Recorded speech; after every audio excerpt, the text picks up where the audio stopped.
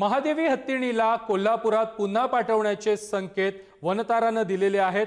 मात्र त्यासाठी काही अटींची पूर्तता होणं आवश्यक आहे। महादेवी हत्तीणीला वनतारामध्ये नेण्याचा निर्णय हा वनताराचा नव्हता, तर कोर्टाच्या आदेशामुळे हे करावं लागल्याचंही वनताराच्या वतीनं स्पष्ट करण्यात आलेलं आहे। कोल्हापुरातल्या नांदणी गावातील माधुरी महादेवी हत्तीण सध्या वनतारामध्ये उपचार घेतेय। तिला कोल्हापुरात परत आणण्यासाठी जनआंदोलन छेडलं गेलेलं असताना ज्या वनतारात तिला नेण्यात आलंय त्यांनी महादेवी हत्तीणीवरील उपचारांची माहिती देत तिला कोल्हापुरात परत पाठवण्याचे संकेत दिलेत। मात्र त्यासाठी काही बाबींची पूर्तता करणं गरजेचं आहे। महादेवी हत्तीणीची पुन्हा कोल्हापूरला रवानगी करण्याचे संकेत वनतारानं दिलेत। त्यासाठी अधिकृत वन्यजीव खात्यानं तसेच जैन मठानं न्यायालयात कायदेशीर याचिका दाखल करणं गरजेचं। सर्वोच्च न्यायालयाच्या निर्देशानुसार तसंच वन्यजीव संरक्षण कायद्यानुसार प्राण्यांच्या वाहतुकीच्या सर्व नियमांचं पालन करावं।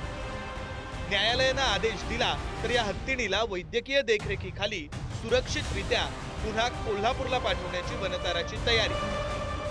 माधुरीसाठी आता आपल्याकडे वनतारामध्ये जे दुसरे काही हत्ती आहेत तिच्या वयाच्या आसपासचे आणि शांत असलेल्या स्वभावाने, तर त्यांच्याशी आम्ही बघतोय की माधुरी आता हळूहळू त्यांच्या जवळ जायचा प्रयत्न करते आहेत आणि असं दिसतं की त्यांची मैत्री थोडी होते आहे माधुरीची बाकीच्या त्या हत्तींसोबत। आणि आम्हालाही लवकर तिचं हेच करून द्यायचं आहे की याच्यामुळे तिचं मानसिक स्वास्थ्य चांगलं होईल आणि ती इथे आपली स्वतःची फॅमिली आणि स्वतःचा एक कळप बनवू शकेल।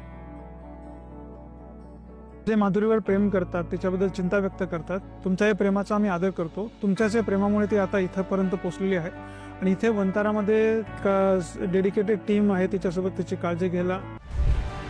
या सगळ्यात हत्तीणीचं हित जोपासणं हीच वनताराची भूमिका होती, हेही स्पष्ट करण्यात आलंय।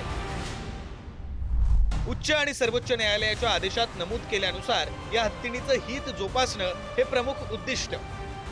कायदेशीर उत्तरदायित्व, जबाबदारी आणि पारदर्शकता यांचं पालन करणं, हत्तीणीच्या प्रकृतीचे संपूर्ण वैद्यकीय अहवाल आणि तटस्थ निरीक्षकांचे पाहणी अहवाल यांचा समावेश।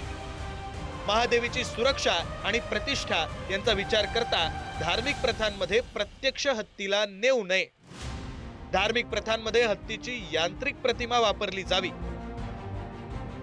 या उपाययोजना झाल्यास माधुरी हत्तीण कोल्हापूरला जाण्याचा मार्ग मोकळा होणार आहे। वनतारानं याबाबतचे संकेत दिलेत। आता आंदोलनकर्त्यांनीही याची दखल घेत कायदेशीर प्रक्रिया राबवण्याची गरज आहे। ब्युरो रिपोर्ट, पुढारी न्यूज, मुंबई।